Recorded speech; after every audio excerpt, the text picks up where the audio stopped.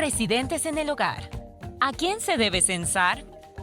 Se debe censar a todos los residentes habituales.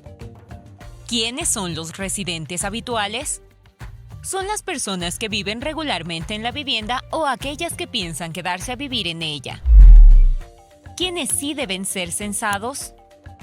1. Las personas que, aunque vivan la mayor parte del tiempo en el lugar donde trabajan, regresan periódicamente a su hogar. 2. Los recién nacidos y sus madres que aún no llegan al hogar porque están en el hospital. 3. Los o las empleadas domésticas, así como sus familiares que viven en la vivienda de sus empleadores. 4. Las personas que toman en arriendo parte de la vivienda y comparten la comida con el resto de los miembros del hogar a cambio de un pago en dinero, pensionistas.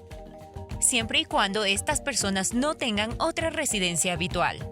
5. Personal de las Fuerzas Armadas y Policía Nacional que no residen habitualmente en sus cuarteles. 6. Ciudadanos extranjeros, sus familias y el personal doméstico que se encuentre residiendo o tengan la intención de quedarse a vivir en el país. 7. Personas que no tienen residencia habitual fija en otro lugar y se encuentran viviendo en el hogar al momento del censo. 8. Personas que viven en más de una vivienda pero que pasan la mayor parte del tiempo en el hogar empadronado. ¿Quiénes no deben ser censados? 1. Las personas que están de visita o se encuentren temporalmente en el hogar por diversos motivos y viven habitualmente en otro lugar. 2.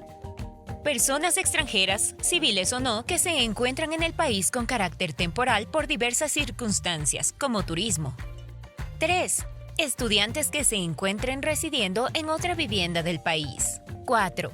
Las personas que vivían en la vivienda, pero en el momento del levantamiento se encuentran recluidas en instituciones mentales, asilos de ancianos, cárceles, etc., independientemente del tiempo de ausencia en el hogar. Censo Ecuador. ¡Cuenta conmigo!